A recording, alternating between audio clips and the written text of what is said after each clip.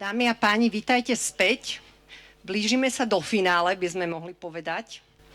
A mne je nesmiernou cťou, že každý rok do našich panelových diskusí na konferenciu prichádzajú ľudia, ktorí spolu vytvárajú šport na Slovensku.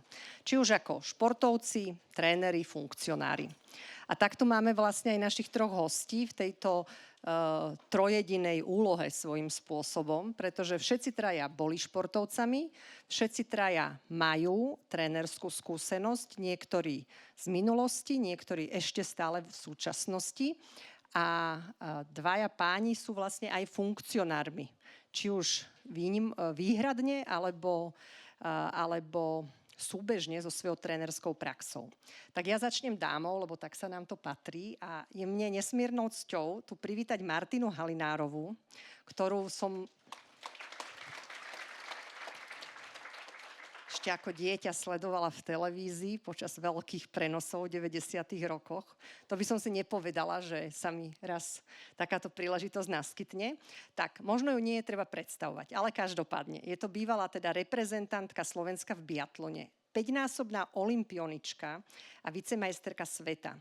Prvá slovenská víťazka svetového pohára v biatlone z roku 1993, čiže to stihla presne najskôr, ako sa dalo, hneď ako vznikla Slovenská republika a v súčasnosti pôsobí ako kondičná trenérka v Dukle Banská Bystrica. Vítajte, Martina.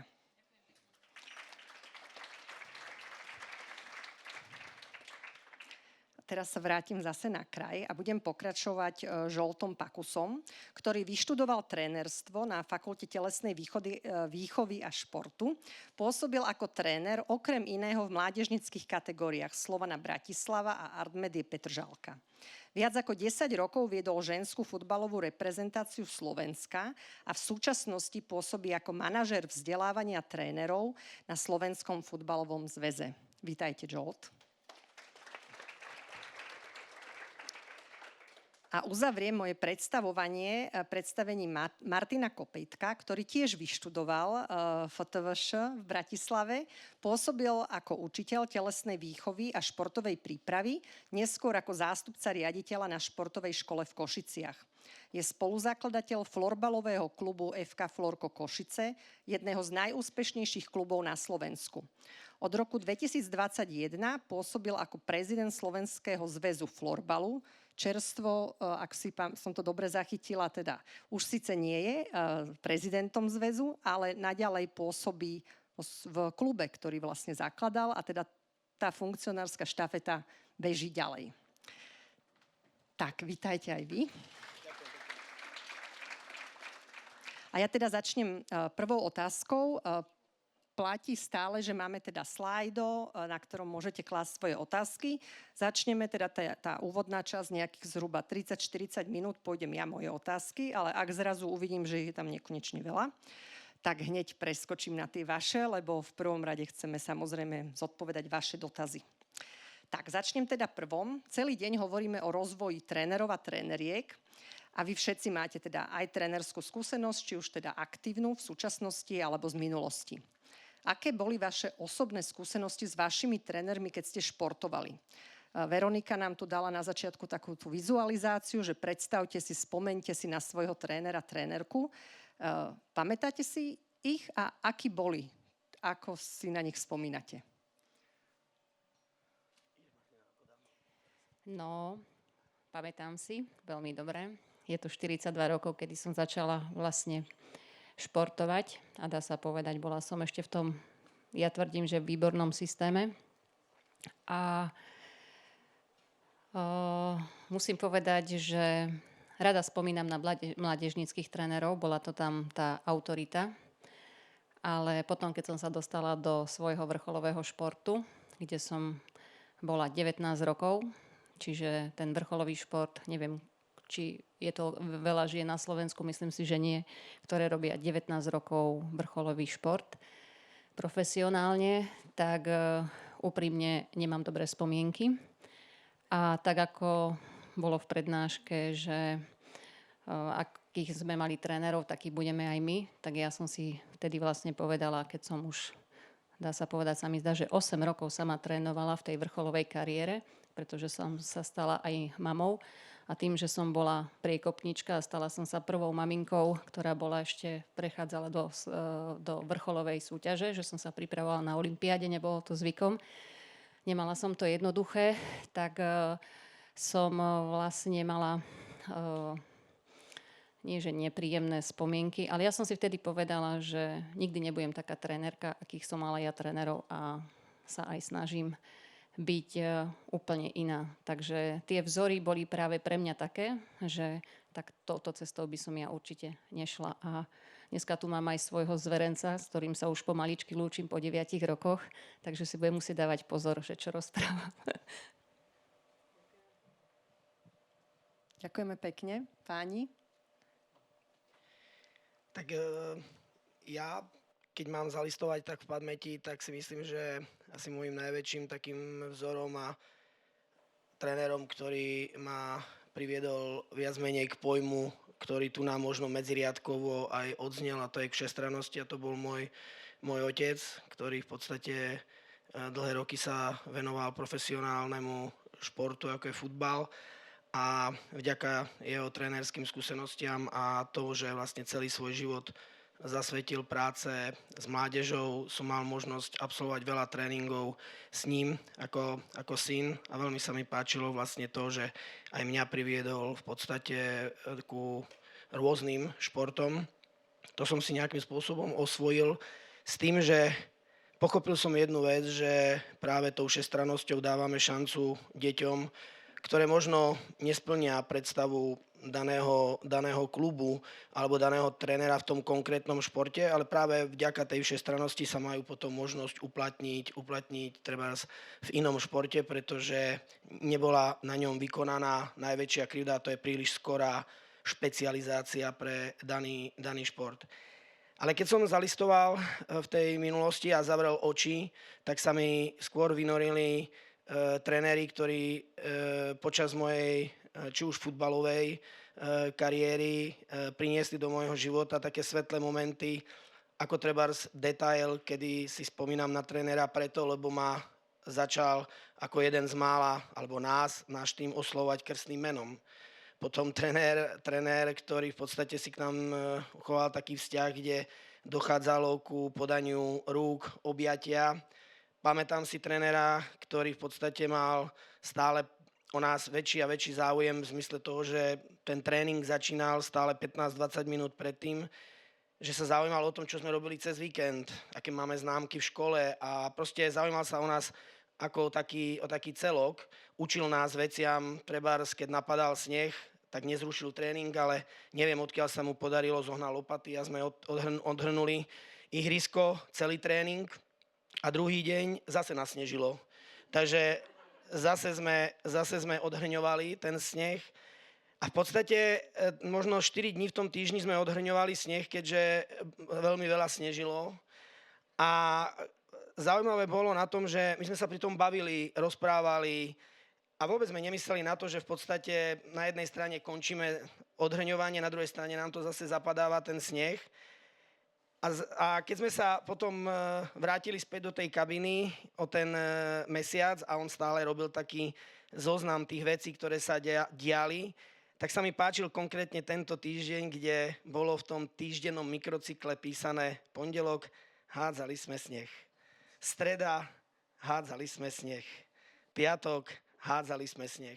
Ale to všetko, čo popri tom bolo, to tam nebolo napísané a bol som rád, že v podstate nezrušil ten tréning a v rámci toho nejakým spôsobom sme sa dávali dokopy. Čiže aj takéto drobné detaily, že ten záujem, ktorý tu tiež dneska veľmi často padal, aký je dôležitý od tých zverencov, som si vlastne povyťahoval z týchto skúseností a snažím sa v tej trénerskej práce s mládežou vlastne zakomponovať, tak aby som z toho spravil nejaký taký zmysluplný koktejl.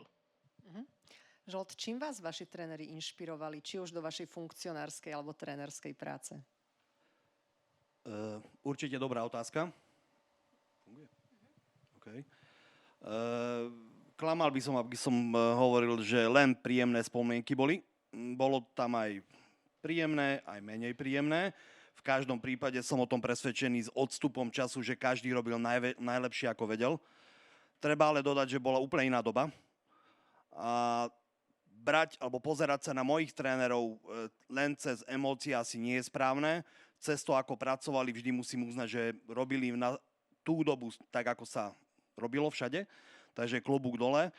Pravda je aj taká, že ja som bol obľúbeným hráčom trénera v každom jednom tíme, kde som hral.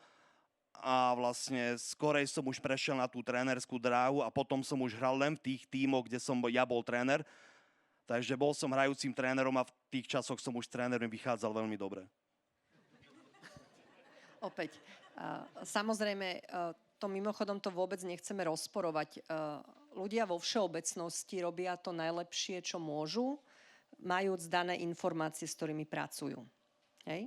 A preto našim cieľom by mal byť ten rozvoj, aby sme mali tých informácií viac, aby sme mohli robiť v budúcnosti lepšie rozhodnutia, aké robíme dnes.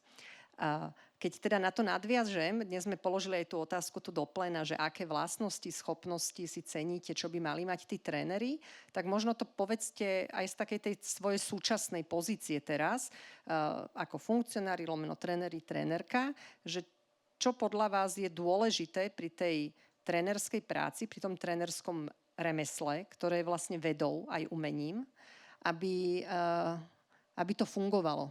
Či ten diadický alebo tréner tím vzťah. V 92. roku dá sa povedať, že slovenský šport bol úplne na dne.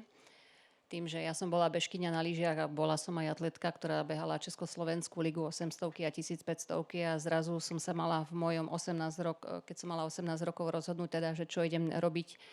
Tí ľudia, ktorí žili v tej dobe, hlavne športovci, zistili, že vlastne že nič, pretože že celý šport padol úplne na dno a nikto sme nevedeli, čo bude.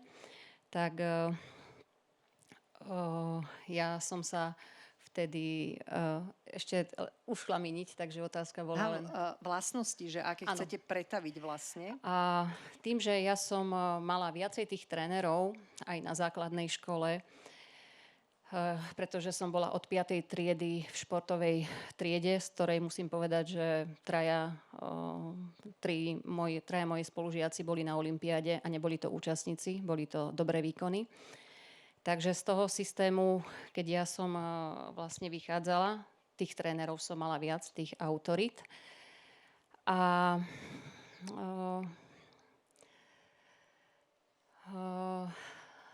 ako by som to povedala, tie vlastnosti, ktoré oni mali, z každého trénera sa niekto niečo naučí. Z každého jedného niečo si odnáša. Tak ako som povedala, a ešte chcem povedať, že to, čo som vravela, nebolo negatívne. Že som si povedala, že nikdy taká nebudem. Ja som chcela byť presne lepšia, aby ma tí tréneri niekde posunuli. No a tým, že som mala viacej tých trénerov, musím sa trošku napiť.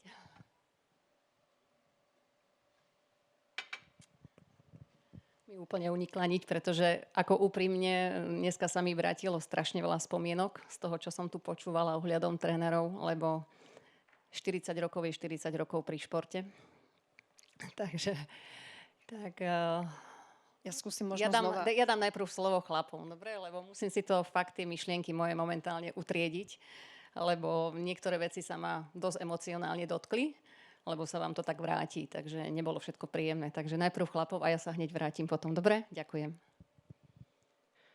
Tak ja si osobne myslím, že ak teda sa bavíme, a dneska tu veľa bolo hovorené o trénerov práve s tou mládežou a podobne, tak v prvom rade si myslím, že ten tréner by mal milovať tú svoju prácu a ten šport, ktorý chce tej nejakej budúcej generácii odovzdať. Veľakrát som počul vetu, ktorá sa už dosť často omiela, že tí najlepší tréneri by mali pracovať práve pri mládeži. Ja si stále kladiem otázku, aký je najlepší tréner vo všeobecnosti. Ten, kto zbiera medaile, ten, komu sa prehybajú trebárs police pod získanými pohármi, alebo ten tréner, ktorý vedie tých svojich zverencov tak, že mu ten počet tých zverencov pribúda, cítia sa v tom športe, v tom prostredí komfortne a sú ochotní v podstate ten šport vykonávať aj dlhodobejšie.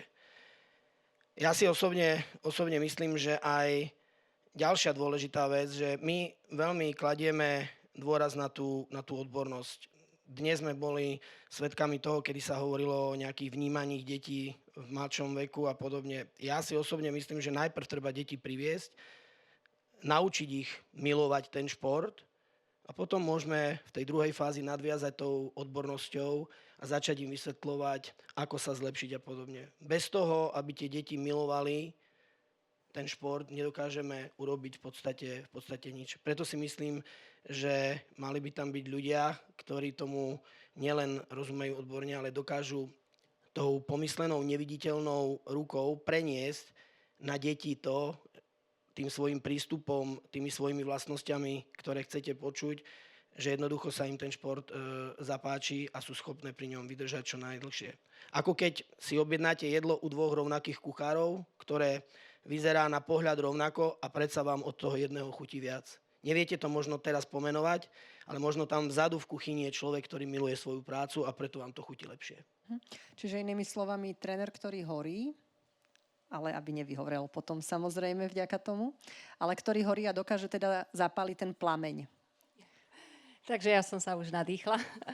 Takže ako som povedala, že do tých 18-19 rokov, kedy to bolo fakt ťažké obdobie pre nás a nevedeli sme, čo spraviť, ja som sa už som bola biatlonistka, vtedy rozhodovala, že čo ďalej. A ľudia, ktorí žili v tej dobe, vedeli, že vrcholový športovec mohol robiť len dve veci. Teda mohol robiť len jednu vec, nemohol robiť dve veci. Nemohol študovať, musel len športovať. A keď išiel študovať, tak skončil so športom. Veľmi málo športovcov mohol robiť to aj to.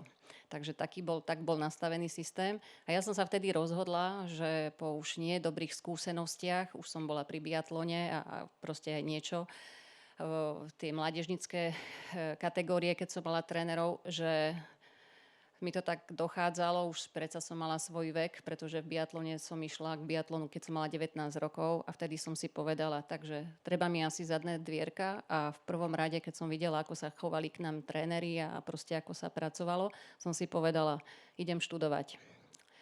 A vtedy bola ešte kombinácia v Banskej Bystrici, ktorá už tam nie je a nechcem nejako urážať alebo vtedy akože nejako negatívne rozprávať, ale bol tam obor tréner, ktorý som ja určite nechcela študovať, pretože boli to len 4 roky.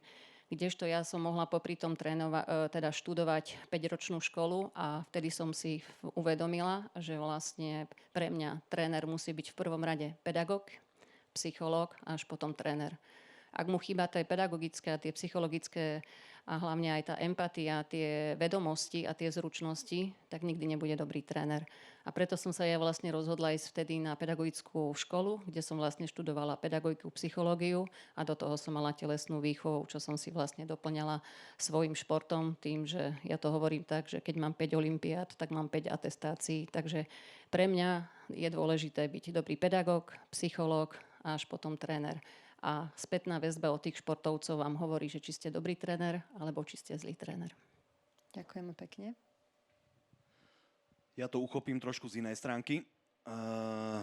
Vzhľadom na množstvo trénerov, ktoré máme v rámci futbalu a vzhľadom aj na také medzinárodné požiadavky a štandardy, ktoré nám nastavuje medzinárodná, teda Európska futbalová federácia UEFA, veľmi veľa sa v poslednom čase rozpráva o profiloch trénerov, ktorí pôsobia na rôznych úrovniach, nie len súťaží, ale hlavne vekových kategórií. Preto myslím si, že bola aj tu anketa, že čo by priradili trénerom, čo považujú za dôležité, aké odborné stránky, asi aké osobnostné kvality. Ja si myslím, že všetko, čo tam bolo napísané, lebo sa objavilo, sedí, ale nie je to rovnaké pri každej kategórii, čo sa týka poradia.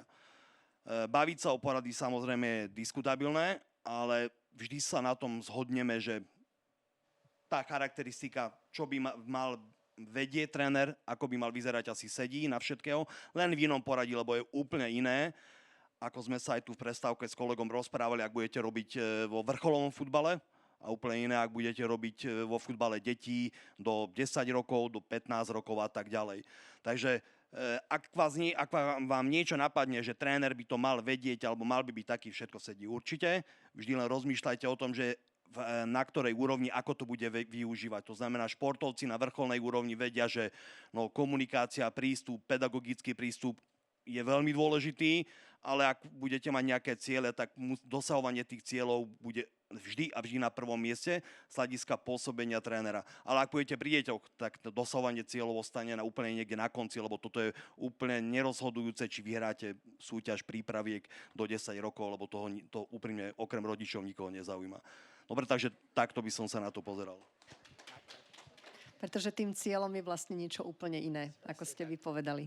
Dobre, nadviažem na to. Verím, že sa zhodneme, že rozvoj trénerov je dôležitý.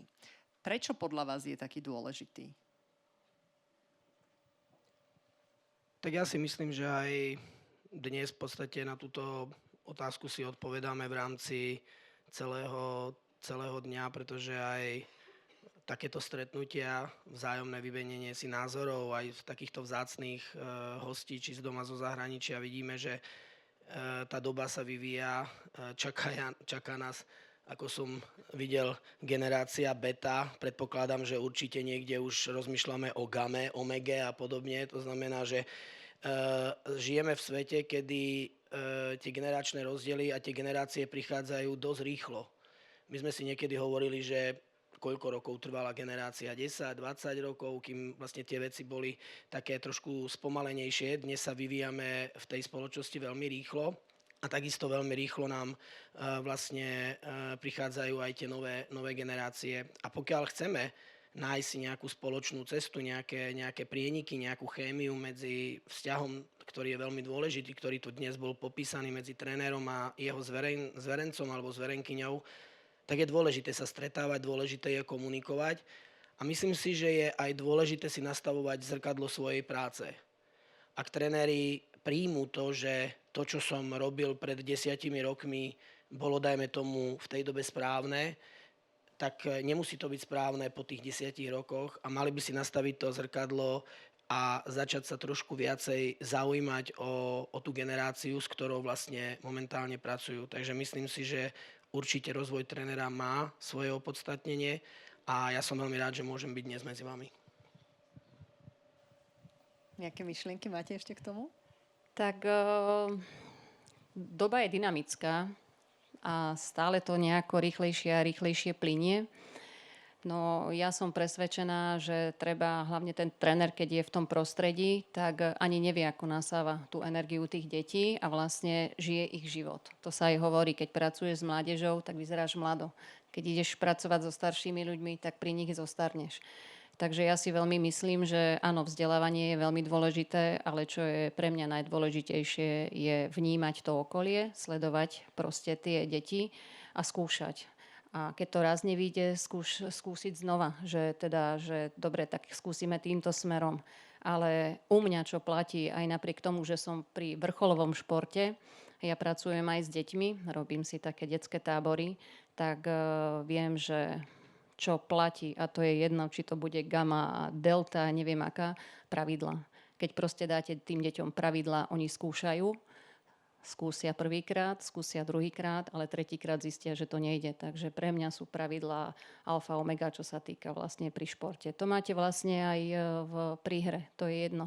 Porušíte pravidlá a ste diskvalifikovaní. Takže tohoto sa určite ja držím, ale vravím, treba sa vzdelávať. A čo mne najviac pomáha, alebo čo tak najviac vnímam, tým, že sú teraz rôzne podcasty a môj priateľ sa ma spýta, že čo by som robila, keby neboli podcasty, pretože ja nemám televízor.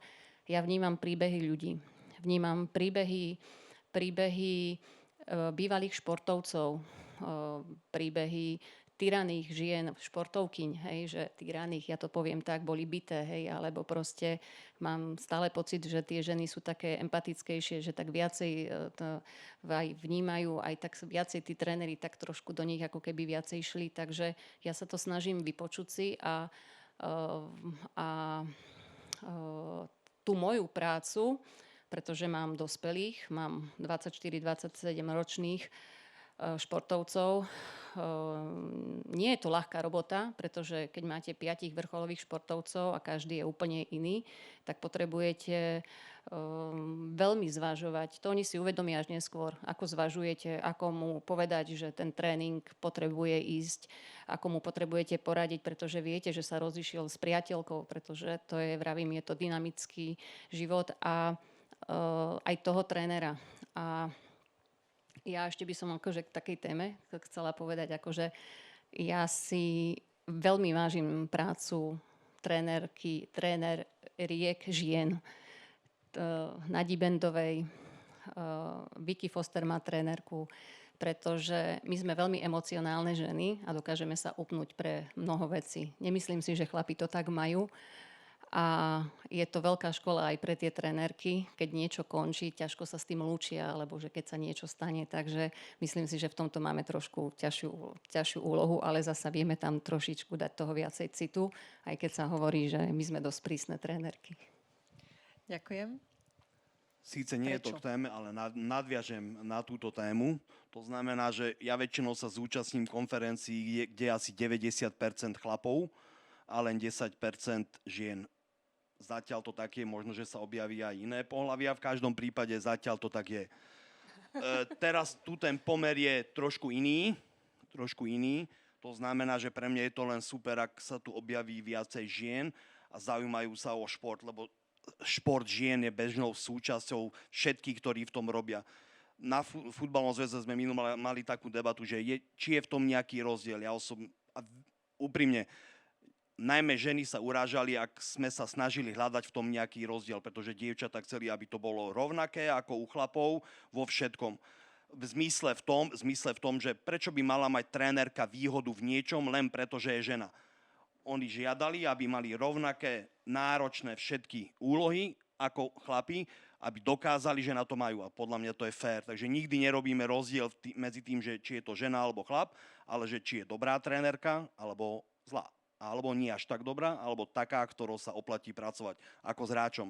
Takže priestor na prácu so ženami vo futbale aj vo futbale je tak ako vo športe. Myslím si, že už je dávno sme po tom termíne, ak začíname baviť sa o zrovnoprávnení alebo dať im priestor, skôr hľadať tú možnosť, aby sa presadili viac, lebo vo futbale stále je menej žien, ale hľadáme cestu, ako dostať viac nie hráčok, ale aj trénerok, lebo hráčky sa nájdu, lebo keď je šport dobrý, no tak to budete hrať. Ale akonáhle máte v tom robiť a venovať sa tomu a perspektíva tam nie až taká svetlá, tak to je väčšia výzva, už taká iná motivácia. Takže myslím si a hovorím preto, aby aj ostatní, ak budú mať záujem o tom, čo preto robí futbalový zväz, aby ženy ostali vo futbale naďalej pôsobiť, tak vieme dať nejaké príklady a nápady, ako možno, že aj v menších športoch s tým sa dá pracovať, samozrejme za určitých okolností. A aby som naviazal na tú tému, že prečo sa oplatí sa rozvíjať, alebo prečo by sa mali tréneri rozvíjať, asi na každom jednom školení sa bavíme o tom, že my nepripravujeme hráčov na futbal, ktorý bol pred 5, 10, 20 rokmi, ale na futbal, ktorý bude o 5, 10, 15 rokov.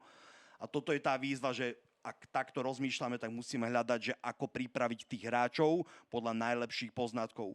Za 25 rokov pôsobenia vo vzdelávaní trénerov som sa stretol s rôznymi ľuďmi.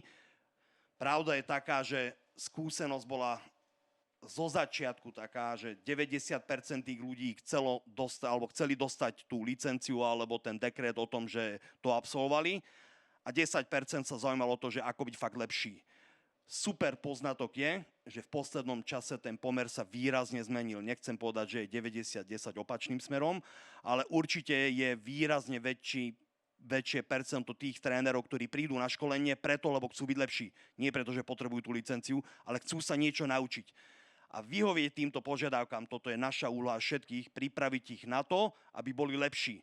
A lepší znamená aj v tomto prípade splniť ich očakávania, usmerniť ich a dať im ten priestor, aby sa rozvíjali. A dôležité je, že každému podľa vlastnej cesty, lebo nie sme rovnakí, čo sme zistili. A to si už vyžaduje veľa ľudí, veľa energie, veľmi vzdelaných ľudí na to, aby ste každému povedali, toto bude najlepšia cesta pre teba, alebo hľadaj si tú vlastnú cestu a my ti na nej pomôžeme. Čo podľa vás pomáha a bráni trénerom v rozvoji? Môžete to možno aj povedať, ako s tým máte skúsenosť na futbalovom zväze? Predčerom som mal dotazník, ktorý sme robili s trénerkami takže to sa týka len tréneriek a najväčšou prekážkou, výrazne najväčšou, bol čas, ktorý tomu dokážu obetovať. Boli tam potom na ďalších miestach perspektíva, financie a podobne, ale ten čas, či dokážu si nájsť, lebo robiť vrcholový šport znamená venovať sa vrcholovému športu väčšinou.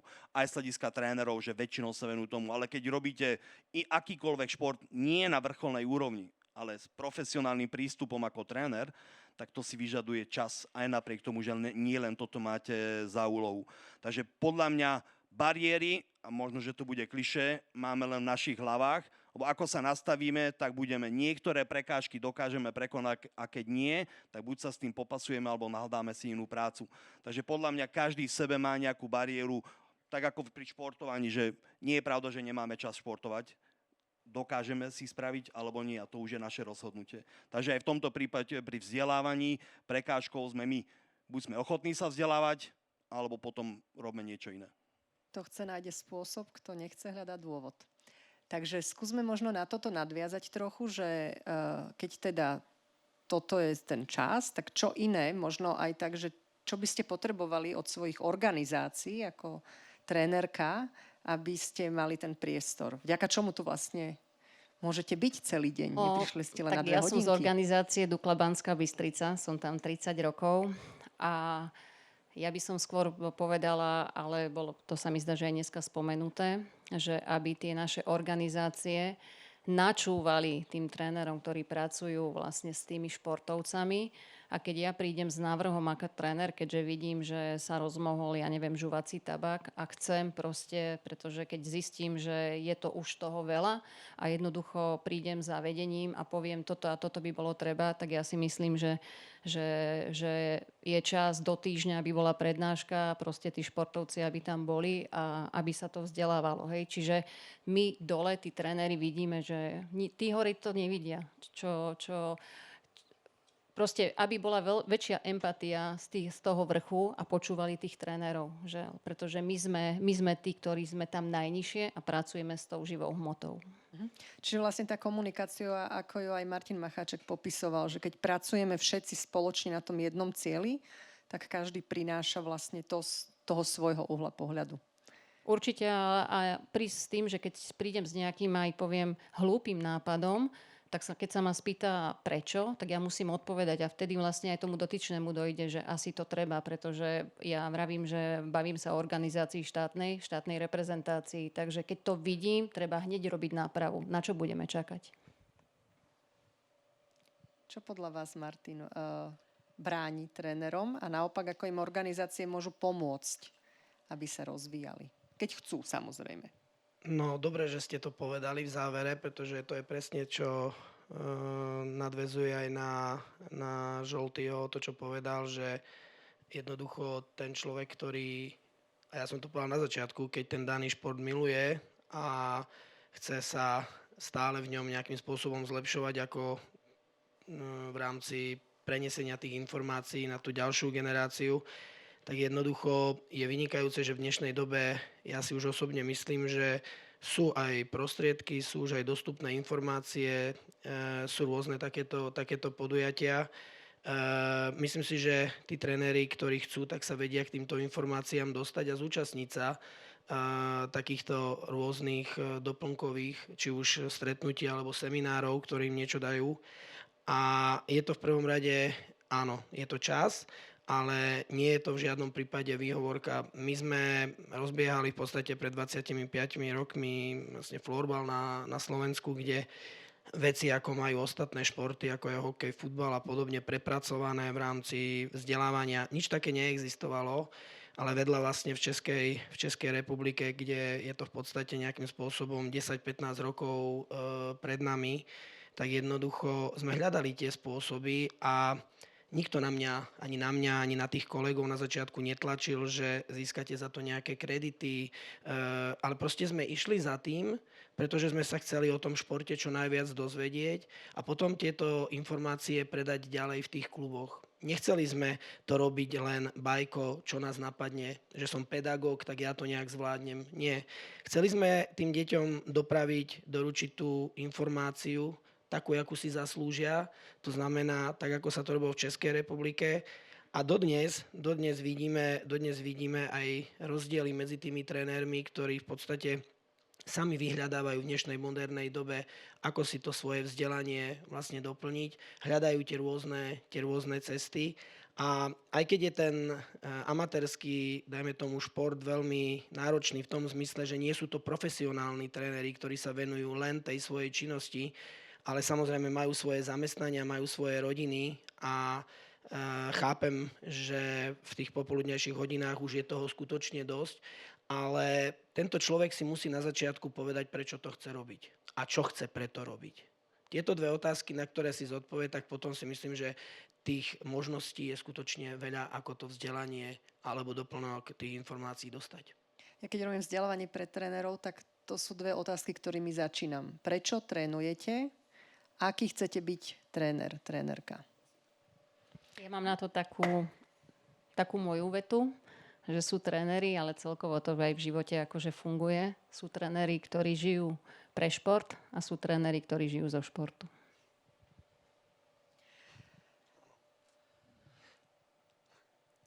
Ja necítim žiadne prekážky zo strany zamestnávateľa, respektíve športovej organizácie. Musím povedať, že odkedy som nastúpil na tú pozíciu, je maximálna podpora vzdelávania trénerov.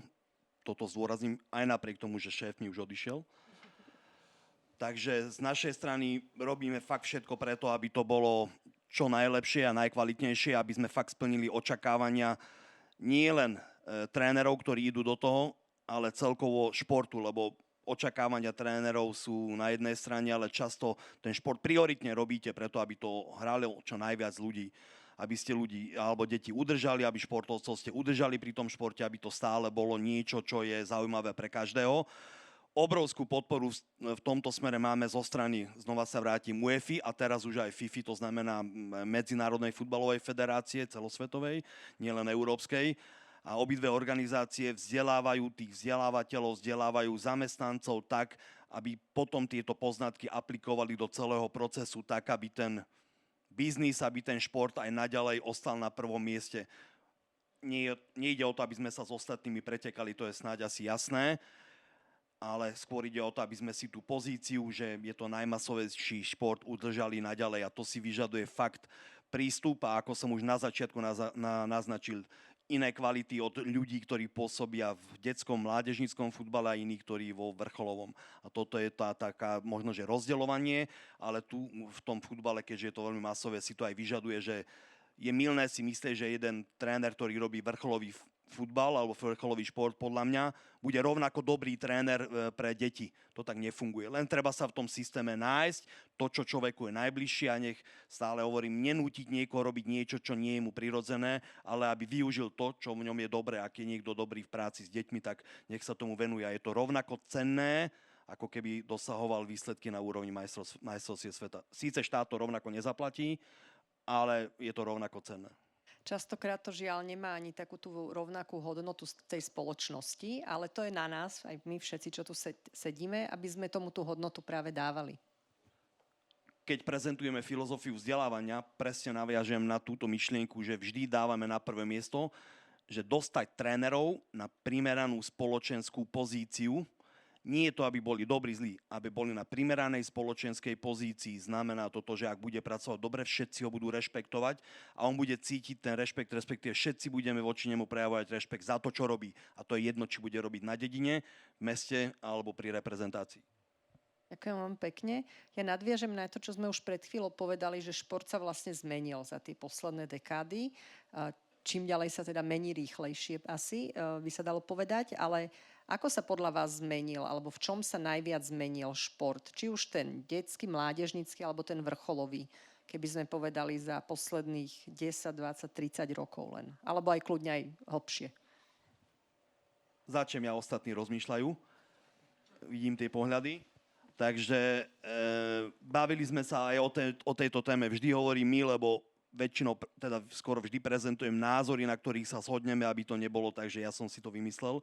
Takže bavili sme sa o tom a vidíme výrazný odstup medzi amatérským a vrcholovým športom. To znamená, že kým v minulosti existoval ten amatérsky šport, niekde bol nejaký výkonnostný a potom vrcholový, tak v súčasnosti sa stretávame s tým, že existuje, u nás to voláme, že grassroots šport, to znamená úplne ten najamatérskejší, bez všetkého, len preto, aby sme to hrali.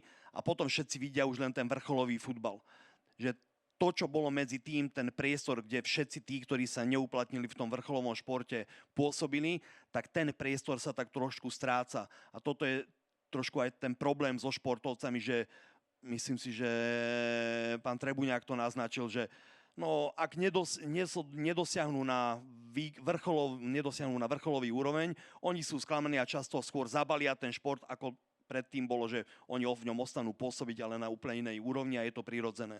Že strácame tých hráčov a ľudí práve tým, že ten rozdiel v tom športe tak je prezentovaný, lebo v telke je len vrcholový šport a každý zabúda na to, že aj na dedine alebo v amatérskych kluboch niečo existuje. Kolega sa na mňa usmieva, lebo s ním sme to zvykli konzultovať. Takže že túto vytvorí ten priestor. Takže toto vidím, že oproti minulosti za tých 20-30 rokov v poslednom čase sa to stratilo a je to výzva, aby sme to vrátili aspoň do tých normálnych kolají.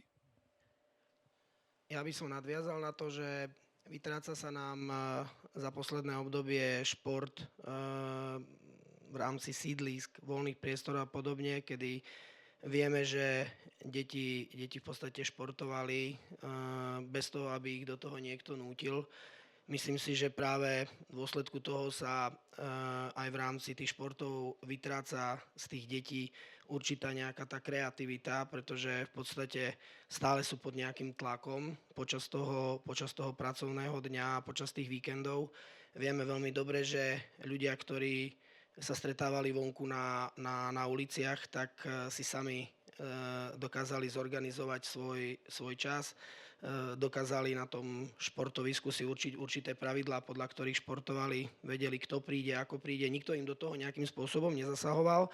A tam v podstate tá kreativita týchto športovcov rástla a neskôr vyrastli aj ako majstri sveta alebo veľmi významní reprezentanti. A v súčasnosti, keď si to tak zoberieme, tak dieťa je pod nejakým tým tlakom do poludnia v škole, čiže musí sa riadiť nejakým školským poriadkom, ako má v škole fungovať. Po obede v podstate prechádza plynule na tréning, kde opäť v podstate sa riadi nejakými pravidlami toho trénera, čiže je pod tlakom nejakého výkonu. A večer sa vracia domov, kde je zase pod tlakom rodiča, ktorý vlastne sleduje to dieťa, či má v poriadku domáce úlohy, či má v škole dobrý prospech a podobne. Čiže keď si to takto zoberieme, tak skutočne ten život športovca alebo dieťa, ktoré nejak aktívne športuje, je veľmi náročné. A ja stále hovorím v rámci aj prednášok, v rámci aj športového manažmentu a v rámci mladých ľudí, kde snažím sa im povedať, že nech robia tak, aby počas toho dňa si skutočne začali hľadať tú 1-2 hodiny sami pre seba. Ako ju strávia, je už na nich, ale aby sa učili v podstate nejakým spôsobom si vyčleniť ten čas, aby to nebol čas strávený stále pod tlakom niekoho, ale aby som počas toho dňa urobil aj niečo kvôli tomu, že to chcem urobiť ja sám. Nie preto, že mi niekto niečo prikázal alebo niekto nejakým spôsobom kontroloval. Ja budem stručnejšia ako moji kolegovci. Ja si nemyslím, že sa šport zmenil. Šport nám dáva stále tie krásne emócie a spája ľudí. Teraz povedal jeden detský psychológ, už nežijúci, profesor Matejček, že deti sa nezmenili. Zmenili sme sa my dospelí. Ja to hovorím stále, že deti majú stále 2 ruky a 2 nohy. Ďakujem veľmi pekne. Ja teda premostím už na otázky z publika, lebo sa nám ich tu celkom nazbieralo. Tak by som rada ich čo najviac odpovedala. Prvá otázka je asi najviac na mňa, predpokladám, ale ja sa spýtam toto aj pánov a dámy, že či majú s tým nejakú skúsenosť. Ako a v akom veku presadiť spoločné sprchovanie v kolektívnych športoch, aby deti chápali jeho výhody a dokázali ho vôbec realizovať? Tak moja veľmi taká stručná, úprimná, okamžitá odpoveď by bola, že netuším. Ale skúsme, a ja si to tiež tak uložím, neviem, ako s tým máte skúsenosť vo futbale, vo florbale, či to je teda, ja viem, že to je problém, viem, že napríklad v hokeji v Kanade to riešili pred rokom asi, ako taká veľká aféra bola, že sa teda vlastne nesprchovali tie menšie deti. lebo že sa tam šikanovalo totižto. Hej? A to bol ten problém. A to samozrejme problém je. To sa dá tomu rozumieť. Hej? Aj psychologicky, aj ľudsky. No tak ja vlastne asi nemám pre vás odpoveď. Neviem teda, kto sa pýtal, ale ďalší 4 ľudia minimálne povedali, že majú o to záujem. Ženy...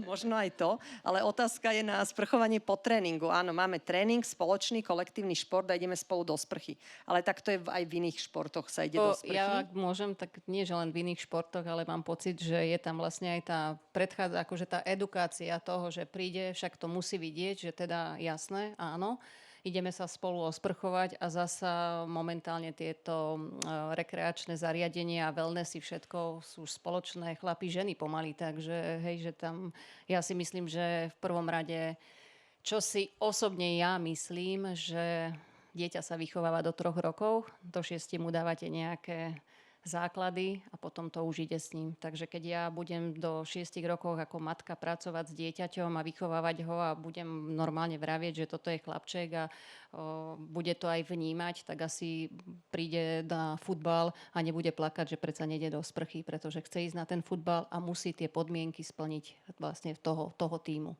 že sa idú osprchovať. Však sa nemusí sprchovať, osprchuje sa doma, keď sa mu to nepáči. Hej. Tam je asi hlavne problém v tom, že tam sú častokrát, je to častý priestor šikany potom, alebo teda rizikový priestor, ten dospelý tam nestojí a nestráži tie deti akoby doslovne, ale do nejakého veku myslím, že je to v poriadku, aby tam ten dospelý bol, nie tak teda, že na tie deti civí samozrejme, ale že tam proste je a že to dieťa vníma, že tá dospelá, že tá osoba tam proste je blízko a že je tam v bezpečí. Viete, tie deti sú tak vychcané, že tú šikanu skovajú a nemusí tam byť vôbec ten dozor. Takže ono je zasa aj tá prevencia tých detí, alebo proste tá edukácia tých detí povedať, keď sa niečo deje, že sa ti to nepáči, príď a povedz mi to, hej? Je to o práci vlastne s tým tímom, s tým celým kolektívom. Lebo je pravda, že tréner častokrát na šikanu príde ako posledný. Lebo to utajujú. Všetko robia preto, aby sa to ten tréner nedozvedel. Takže keď budujeme zdravý kolektív, tak verím tomu, že sprchovanie nebude problém. Teda spoločné. Slovičko presadiť by som možno nahradil slovičkom odporúčať. Je to vždy decentnejšie, jemnejšie a tak, ako dneska odznelo, všetko je o komunikácii, ale prikláňam sa k tomu, že vychádza to z určitej návykovosti a vychádza to aj určitým spôsobom z domu, ale určite by veci som nejakým spôsobom nepresadzoval za každú cenu, ale skôr s tým o tom komunikoval, odporúčal a vyargumentoval prečo. Čo môžu, alebo ako majú tréneri pomáhať v rozvoji mládeže, ak tie mladé talenty nezískavajú dostatočnú podporu od danej športovej organizácie, čiže asi toho dážnika nad tým federácie, zväzu. Tak ja si osobne myslím, že zase je to o tej práci trénera, o tom jeho čase. To znamená, napríklad keď sa tréner rozhodne o konfrontáciu. Máte trénerov, ktorí treba spracujú v rámci mládeže a postačujú mu v podstate tréningy alebo zápasy, ktoré odohraje tu. Sú tréneri, ktorí chodia sa konfrontovať do zahraničia. A zase nadviažem na to, čo povedal aj pán Pakuza, že jednoducho je to o tom čase. Hej. Ten tréner, pokiaľ chce tomu dať a záleží mu na tom, aby s tou mládežou pracoval, tak jednoducho zvolí si tú ťažšiu cestu, ktorá sa rovná obetovanie viacej toho času. Takže samozrejme, ja si osobne myslím, že je to aj o tej komunikácii.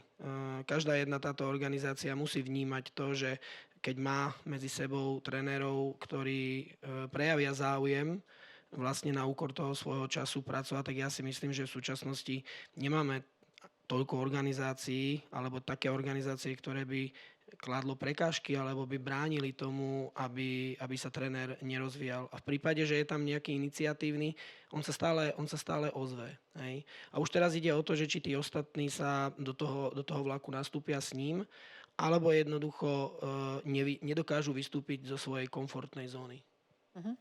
Čiže môžu pomôcť vlastne tréneri takým spôsobom, že sú tí aktívni, proaktívni v rámci tej organizácie a tlačia na tú podporu. Určite. Uh-huh. Ešte niečo? Rozmýšľam nad tou otázkou, priznám sa, odkedy som si ju prečítal, lebo asi sa vyhneme téme podpory zo strany štátu, čo sa týka športu. Potom skúsim odpovedať z inej stránky. Nie som si istý, či priamo športová organizácia je zodpovedná za to, aby každý športoval. Určite majú v stanovách, aby rozvíjali šport a podporovali mladých hráčov, ale všetkých, ktorí v tom športe pôsobia. Ale osobne podľa mňa otázka je fajn, lebo ja keď som bol ako tréner, alebo všetci tréneri sú predsa za to zodpovední, aby sme hľadali cestu. Otázka je, ako ich môžeme podporiť. Podľa mňa určite nemyslíme teraz na financie, ale ide o to, aby sme vytvárali priestor. A podľa mňa, ak my ako tréneri budeme vytvárať ten priestor na to, aby to robili radi, tak toto nejde o to, že niekto prestane preto, lebo nebude mať rád ten šport. Ak ten šport má rád a my mu dáme ten priestor, aby ten športoval, a tu znova nejde o to, či budeme hrať len na dobrých ihriskách, lebo ako Maťo povedal, futbal sa dá hrať predsa aj vonku na asfalte, dá sa kopať o stenu a dajú sa robiť rôzne športy. Dobre, a teraz presne hľadať tie spôsoby, ako umožniť všetkým robiť v tom športe. Som o tom presvedčený, že futbal, ak niekto je talentovaný, ako je tam písaný, že mládež a talentovaná mládež, na to, aby sa presadil a dostal sa vyššie, priestor bude, lebo to je len pre futbal a pre šport dobré, ak nájdeme tie talenty. A keďže krajina sme malá a nemyslím si, že už sa často stráca, nehovorím za iné športy, dobre, že niekto vo futbale je talentovaný a nedostane priestor na to, aby sa presadil. Ak niekto si myslí, tak asi niekde často býva rozdiel v pohľade, čo je to talent. Ja som tú otázku, tiež som sa veľmi zamyslela, teda o čom to je, a poviem to žensky. Nie každý tréner má možno, že šancu, ale tým, že ja som vo vrcholovom stredisku a pracujem s vrcholovými športovcami, veľmi ma to ťahá k tomu, aby som mladým športovcom, ktorí majú záujem, ohlásim, že mám nejaký kemp a mne je jedno, či je tam futbalista, či je tam strelec, či je tam gymnasta, a jednoducho je to úžasné spájanie tých detí a jednoducho sa im snažím dať to, čo mám, úplne iným športom, a vlastne mám pocit, že týmto ich ja vlastne vzdelávam a edukujem a mám veľkú radosť, keď sa mi tie deti opäť vrátia z tých rôznych športov. Takže ja si myslím, že ten tréner, keď chce dať niečo navyše, môže aj touto formou, proste keď vie, lebo úprimne niekto mi povie, že vieš čo, my tam máme slabú kondičku alebo niečo, tak poviem, tak dobre, skús za týmto trénerom, že doporučím nejakého iného trénera. Ale ja som za to, aby šport spájal aj tie decká. A je to úžasný pohľad na tie deti, keď vidíte 16-ročného, 17-ročného, 8-ročnú, majú spoločný tréning, a keď tá, poviem, 8-ročná, 10-ročná v kondičnom tréningu dokáže nie že poraziť, ale mať úplne iný elán, iné spracovanie toho tréningu ako ten 17-ročný. Takže ja pracujem vlastne takto, že tak som aj poňala tú otázku, že viem dať pomôcť tým deťom, keď niečo robia, ešte byť, aby boli lepší. Sú rôzne formy podpory. Ďakujem. A ja nadviažem teda rovno späť opäť na Martinu, vlastne ďalšie dve otázky dokonca. Takže prvá, kedy je vhodné vynechať kondičný tréning? Či existuje čas, kedy môže kondičný tréning viac uškodiť ako pomôcť? Takže na prvú otázku odpoviem nikdy. A treba vedieť, v ktorom som v tréningovom období. A dokonca aj keď mám regeneračné obdobie, tak nie je dobre skončiť s kondíciou. Treba vedieť, aké formy tréningu zvoliť, pretože máte aj regeneračné, ale nie som za to. A momentálne v mojom veku praktizujem to na sebe, že pre mňa je jedna z najdôležitejších momentálne kondičný tréning a viem, aký to má prospech v mojom živote. Takže snažím sa to aj mojim zverencom vnútiť, že napriek tomu, že keď majú voľné obdobie, ja neviem, poviem mesiac, nie je dobre prestať, pretože to telo je zvyknuté, treba možno, že len ubrať alebo vymeniť nejakú aktivitu, pretože stereotyp zabíja. Takže ja neviem, keď sú napríklad moji strelci, prečo keď je voľno, ide na bicykel, treba sa proste stále hýbať. Jednoducho, ako sa hovorí, prestaneš sa hýbať, prestaneš žiť. Čo vás motivovalo zotrvať vo vrcholovom športe aj napriek nepriaznivým podmienkam? Mali ste k dispozícii aj psychoterapeuta alebo športového psychológa?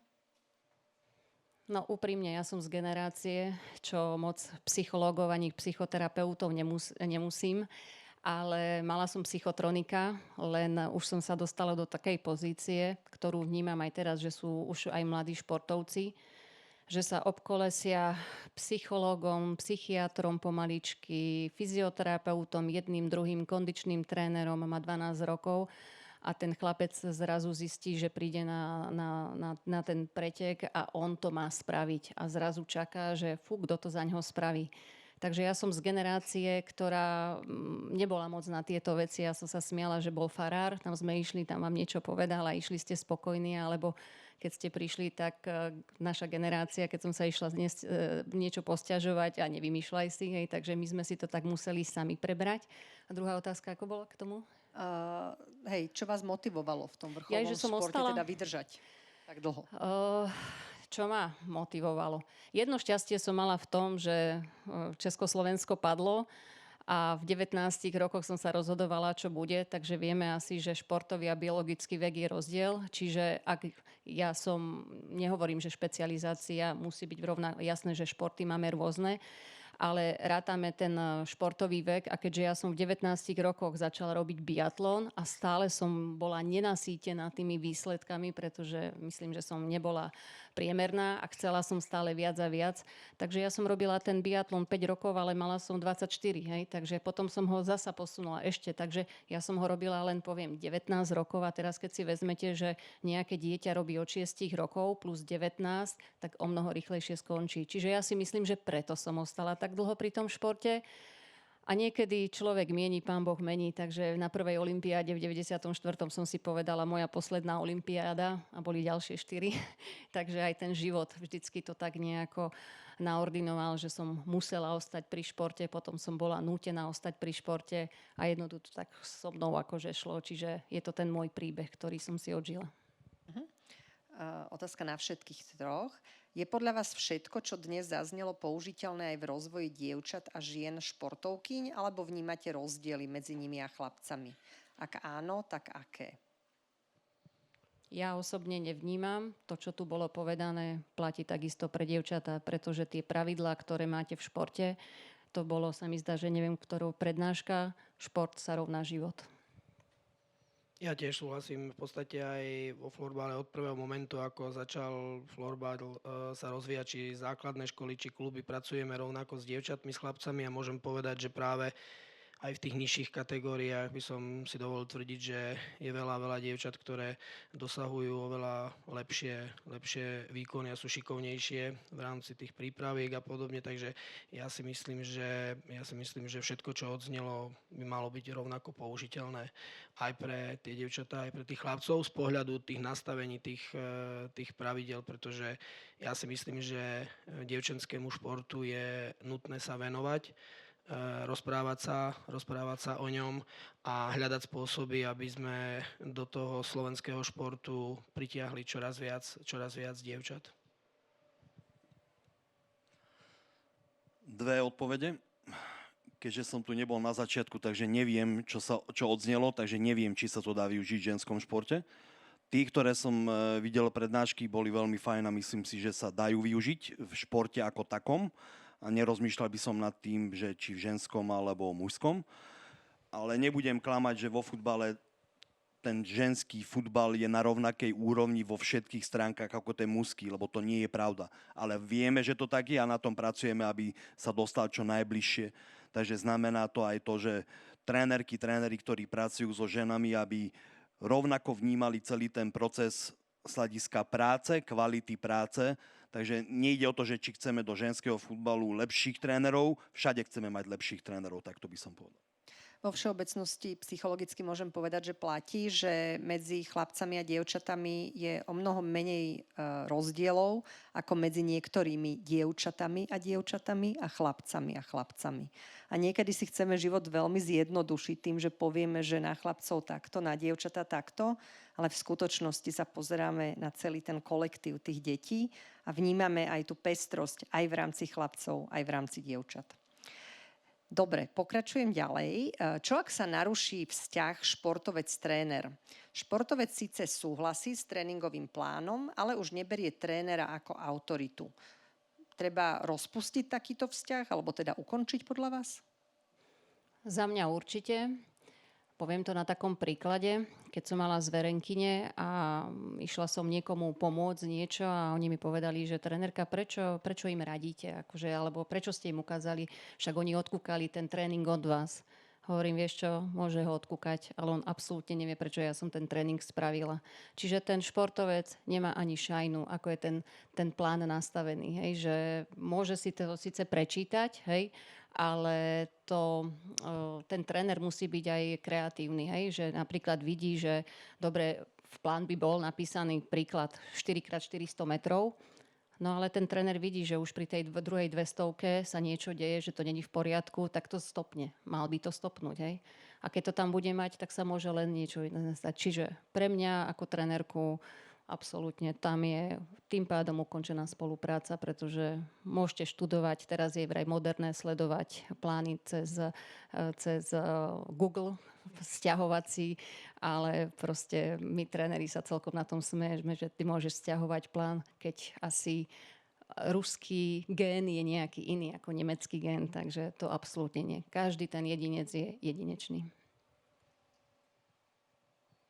Tak ja sa na to pozerám, že určite treba si uvedomiť, že či sa bavíme treba aj o vzťahu v rámci individuálneho športu a dajme tomu aj v rámci kolektívneho športu, pretože asi zrejme tie vzťahy sú o niečom inom. A potom by som sa pozeral možno aj na to, že čo bolo príčinou toho, že sa vlastne ten vzťah narušil. A na základe týchto okolností, ja stále hovorím, je to ako v bežnom živote, že pokiaľ ide o nejaký vzťah, ktorý sa buduje nejaký ten čas, lebo aj v tom je určitým spôsobom taká myšlienka, či došlo k tomu narušeniu po roku spolupráce, po 2 alebo po 3, alebo došlo k narušeniu po 10 rokoch. A ak sa bavíme o tom dlhšom období, tak v podstate záleží strašne veľa aj tých spoločných prežitkov toho trénera s tým športovcom. A pokiaľ ten vzťah je vyskladaný aj na množstvo takýchto vecí, tak ja si myslím, že je aj normálne, že v podstate prídu aj nejaké búrky a na druhý deň vyjde slnko, takže ja som skôr za tú komunikáciu a v podstate, keď sa na to pozerám, čo všetko ty športovec a ten tréner vlastne prežil a pokiaľ sa na to pozeráme komplexne, tak dá sa potom nájsť vlastne cesta a pokiaľ nešlo o nič vážne, znovu nejakým spôsobom tú spoluprácu obnoviť. Ale hovorím, je to veľmi špecifické sa baviť o tom, či sa bavíme o vzťahu trénera a športovca v tom kolektívnom športe a v tom individuálnom. Ja som to skôr akože neviem, či som to dobre pochopila, lebo toto bolo úplne niečo iné pre mňa, že proste ja ak vytvorím nejaký projekt a niekto povie, vieš čo, ten projekt je skvelý, ale my ťa tam nechceme ako šéfovú, tak asi to nebude fungovať, pretože oni nechápu tú moju myšlienku toho projektu. Čiže aj ten športový, aj ten tréningový plán, ja mám nejaký spravený pre svojich zverencov a keď mi povie, že trenérka, plán je perfektný, ale proste už vás nechcem ani vidieť, no tak asi mu bude zbytočný ten môj plán. Ja doplním oboch. Ja som ešte z obdobia, keď sa veci nevyhadzovali, ale keď sa niečo pokazilo, sme sa to vždy pokúsili opraviť. V tomto prípade presne to, čo odznelo, že ak sa niečo už opraviť nedá, tak určite nemá význam, aby sa v tom pokračovalo. Ale ja sa prikláňam k názoru, že vždy by som sa to v prvom rade snažil, lebo tam nie je napísané teda, že už je to nenávratne narušené, je to len narušené, snažil opraviť. Vždy je otázka v tomto prípade, koľko času, energie to zobere a či máme dostatočné kvality ľudské na to, aby sme na tom pracovali. Lebo ak niekto povie, že ja to neviem vyriešiť, lebo nemám tú vedomosť, tú kvalitu, aby som s niekým už komunikoval, tak to necháme. Ak niekto povie, poznám metódy, postupy, ako na tom ešte popracovať a stojí mi za ten čas a mám ten čas, tak určite by som navrhol, že skúsme, lebo tam je napísané, že súhlasí s tréningovým plánom, nepostavil sa k tomu, takže nechcem s tebou mať tréner nič. Takže je to určite náročnejšie v individuálnych športoch, ten vzťah tréner asi športovec športovec je výrazne odlišný alebo odlišný ako v tých kolektívnych, kde je to len jeden z hráčov, ale bežne sa stretávame s tým, že buď teda nakoniec odíde jeden alebo druhý, alebo teda popracujeme na tom a dostaneme sa na tú úroveň, že vieme ten vzťah napraviť do takej miery, aby naďalej fungoval. Ďakujem pekne. Je medzi nami zhoda, že psychologický rozvoj je podstatný pre kariéru trénera. Je podľa vás psychologické vzdelávanie na športových fakultách a zväzoch dosť kvalitné, respektíve ako ho vnímate vo všeobecnosti? A možno aj ako sa zmenilo za posledné roky, lebo minimálne ja za seba môžem povedať, že ja vnímam, že sa mení. Odpoviem, keďže to bude z prvej ruky. Určite sa to mení a mení sa to podľa mňa k lepšiemu, ale je tam stále priestor, aby bol ešte lepší. Keďže všetci chápeme význam tej psychológie v športe, tak stále tam bude aj do budúcna priestor na tom, aby sa na tom teda pracovalo naďalej a uplatňovalo sa všetko to, čo akurát je čerstvé, potrebné riešiť. A odzneli tu aj tie témy, ktoré sú fakt aktuálne a už tí, ktorí robia vzdelávanie, rozmýšľajú, ako to všetko zapracovať do toho celého procesu. Takže podľa mňa sa to mení k lepšiemu. Fakulty, ja som tam študoval pred 25 rokmi, 30, takže už to nechcem hodnotiť, ale asi je to bežné, že všade je priestor na zlepšovanie. Každopádne platí, že potrebujeme toho, kto to vzdelávanie organizuje, aj toho, kto je jeho súčasťou a motiváciu na obidvoch stranách, môžem povedať. Lebo napríklad na fakulte, na FTVŠ je vývinová psychológia súčasťou vzdelávania trénerov minimálne tých 30 rokov, by som povedala, nie? A otázka je, že ako k nej študenti potom pristupujú, keď ju počúvajú tie prednášky. Takže každá minca má dve strany v tomto asi. Ale v čom sa teda môžeme zlepšovať? Môžem, na toto hneď nadviazujem, že aj keď som učil pred 25 rokmi, 15 rokmi na FTVŠ, teraz keby som učil úplne inak, pristupujem k tým poznatkom, ktoré potrebujem preniesť na tých študentov. Takže v tomto sa výrazne zmenilo aj to vzdelávanie. Aj na základe toho, že inými generáciami pracujeme, iní sú tí mladí ľudia a oni žijú v tom svojom živote a my sa snažíme im niečo tam dať. Takže v tomto prípade si myslím, že práve ten spôsob odovzdávania informácií a vzdelávania je kľúčový na to, aby to všetci prijali a zobrali za svoje do svojej praxe. Ďakujem. Tak je to určite potrebné. Takisto vnímam, že keď som ja začínala v 90 rokoch, tak takéto niečo absolútne nič neexistovalo. Možno sme sa išli niekde vyplakať do vankúša, to bolo asi tak všetko. Postavili sme sa, išli sme ďalej. Ale myslím si, že veľkú úlohu a práve v týchto veciach sú tie debaty s tými, alebo tá edukácia s tými bývalými výbornými športovcami. A myslím, že toto tie deti žerú.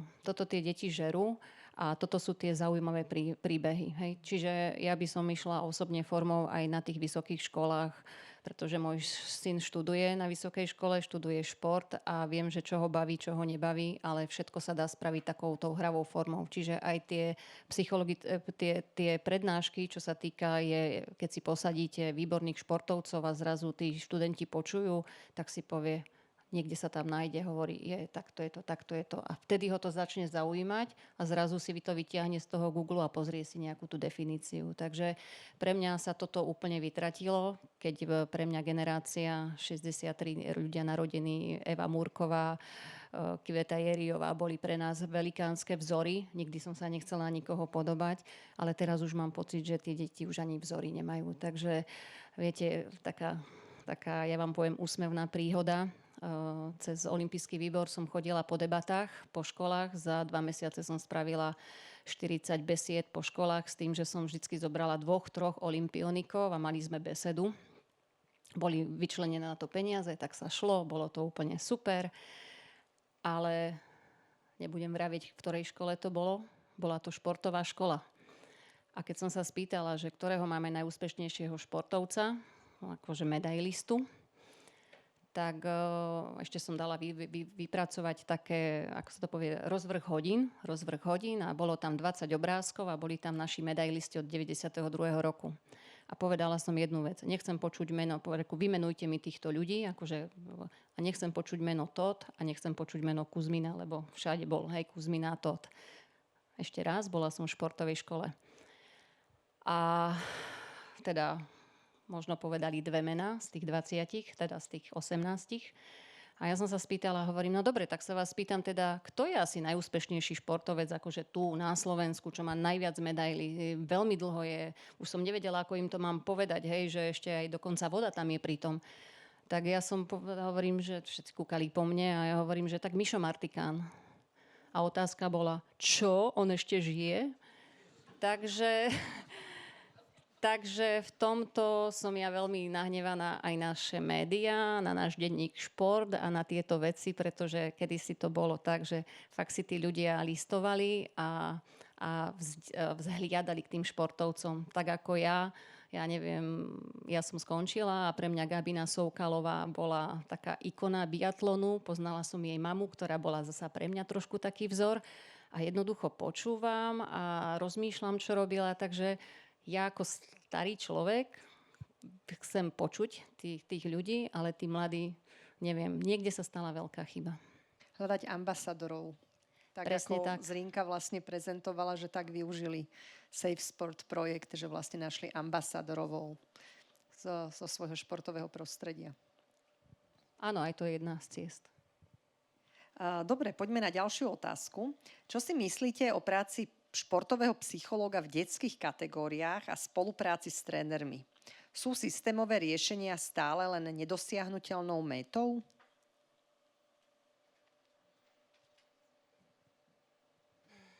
Ja si myslím, že mentálny coaching záleží od toho, že o akých kategóriách sa konkrétne bavíme. To je presne to, čo povedal aj Žolty v rámci tých trénerov, že pristupovať v rámci toho, že kde ja v akej kategórii som, ale viem, že v podstate už v tých reprezentačných výberoch by sme to mali teraz aj u chalanov, ktorí boli do 19 rokov a vyskúšali sme v podstate projekt v súčasti mentálneho kauča, ktorý pôsobil pri týchto chalanoch, ktorí boli v podstate 16, 17 roční v rámci prípravy na majstrovstvá sveta. Pôsobil pri tomto týme v podstate 2 roky a myslím si, že tie aktivity, ktoré boli súčasťou aj tých zrazov a jeho aj samotné pôsobenie pri týme na samotných majstrovstvách sveta, kde v podstate chalani dosiahli historický úspech a skončili v podstate 5. na svete, tak aj z hľadiska nejakého toho feedbacku od tých chalanov dosť vysokú mieru jeho prítomnosti hodnotili veľmi, veľmi pozitívne. A ja si myslím, že pri správnej opäť kategórii zadefinovania tejto kategórie a spolupráci s takýmito ľuďmi si myslím, že má opodstatnenie v dnešnej dobe určite. Len je nutné to správne načasovať v rámci toho veku. Pardon.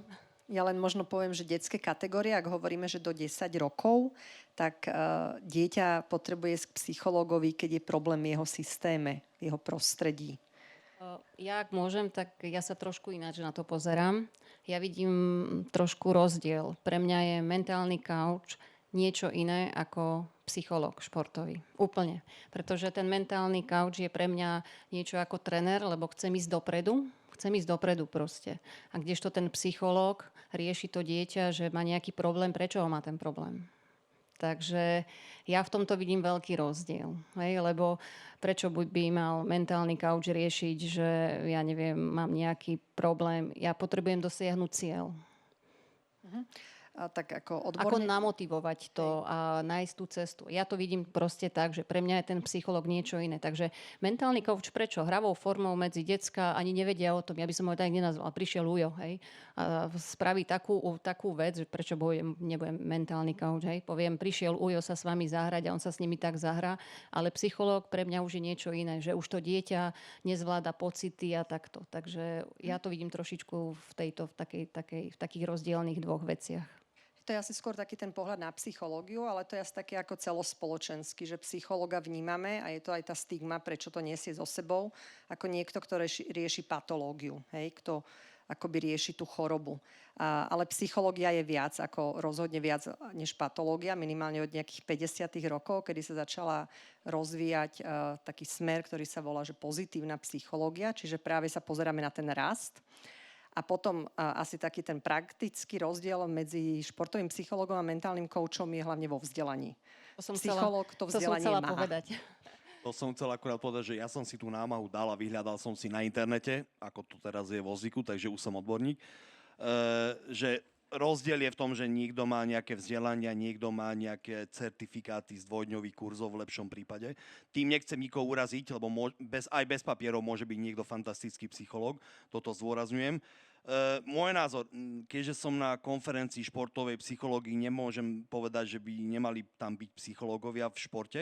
Dobre, takže toto si nedovolím, lebo to by som mal problém odtiaľto sa dostať. Ja si myslím, že má to opodstatnenie v každej jednej kategórii, otázka je v akej pozícii. My úprimne pozeráme sa na to, že športový psychológ by mal byť pomocnou rukou trénera.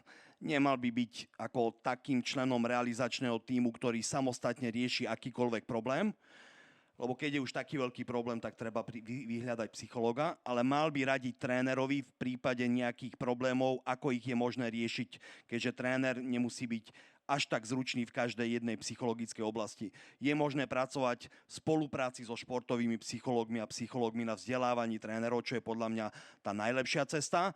Je super, ak v klube je psychológ, ktorý poradí každému trénerovi v akejkoľvek situácii. Ak je potrebné s niekým sa porozprával, mal by to mať klub a hlavne tréner pod kontrolou. Tu dám jeden príklad. Vicent del Bosque, tréner Španielov, majstrov sveta, starší pán. Prvýkrát vyhral a na jednej konferencii sa ho kolegovia opýtali teda, že ako vníma prítomnosť športového psychológa v tíme. Odpoveď bola: ja som psychológ. Asi tak.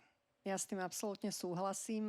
Rozhodne keď pracujem v tíme a som súčasťou realizačného tímu, tak pre mňa je to hlavnou osobou head coach. Ja chcem s ním priamo najviac pracovať, o všetkom s ním rozprávať, aby som potom to, čo on potrebuje, mohla taviť cez tú moju zručnosť, cez tú moju prácu vlastne na jeho zverencov.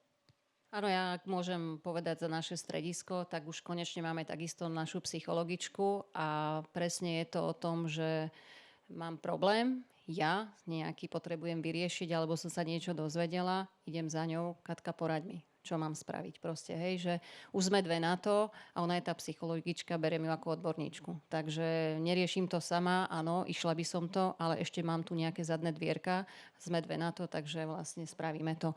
Ale ja by som to takto akože poňala pri našom vrcholovom športe. Možnosť konzultácie je jednoznačne na nezaplatenie. Ja niekedy trénerom hovorím, že niekedy mám pocit, že ja vám iba položím otázku a vy si to tak poviete a vlastne uprostred tej vašej odpovede, ako mne odpovedáte, poviete, aha, už vlastne viem, čo urobím. Si doslova odpovie.